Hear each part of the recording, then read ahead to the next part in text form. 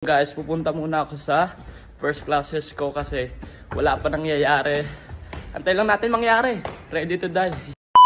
Guys, pagpasok ko pa lang sa school ko, may nag-email sa amin like sa school namin, like may nagbabanta daw dito sa school namin, papatayin daw yung mga estudyante. Taga dito lang din sa school namin yung papatay. Kaya guys, ano ba yun?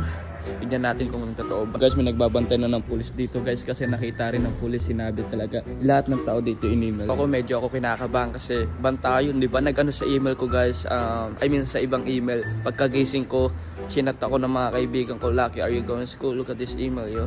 And then sabi nila may nagbabantay daw sa school ko. Pero yung taong nagbabantay tagaya dito rin sa school ko. Kaya hindi, kung joke man yun, pero nakakatakot yung joke nyo, di ba? Hindi lahat ng joke nakakatawa. Kaya nakakatakot rin talaga. Kaya maraming pulis na pupunta dito. Kaya be safe everyone.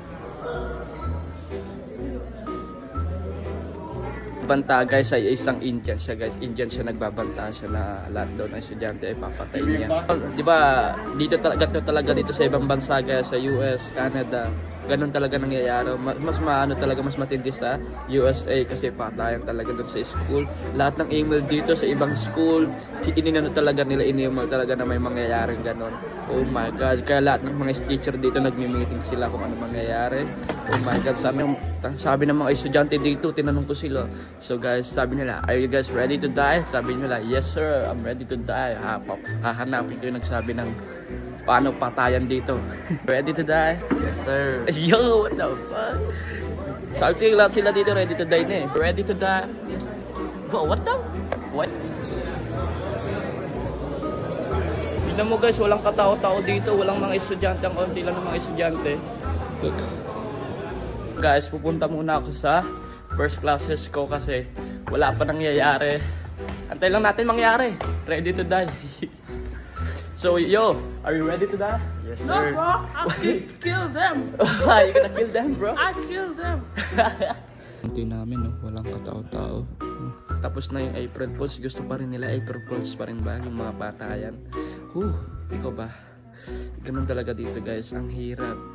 Ang daming mga estudyante hindi pumasok kasi ngayon kasi takot sila at hindi nila sinabi ng mga magulang nila wag kayo pumasok. Ngayon may na-receive akong email, hindi ko alam kung may na-receive yung tatay ko, pero yung mga daming estudyante walang pumasok. Tingnan mo, konti walang mga estudyante, konti talaga guys, takot sila pumasok. So guys, kakauwi ko lang, hindi na ako pumasok sa school kasi sinabi ng daddy ko umuwi na lang ako. And then ayun, lahat walang estudyante talaga sa school namin, lahat sila natakot talaga sila kasi sa banta na yun, lahat talaga may email. Kaya tapos yun, nahanap ng mga teacher kung sino ang nag-ano nun.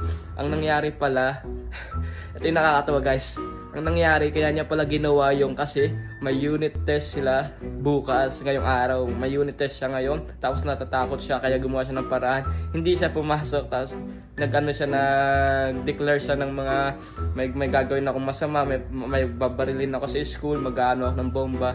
Ayun pala yung ginawa niya, nahanap ng mga teacher kung sino yun. Kaya ang daming police sa school namin.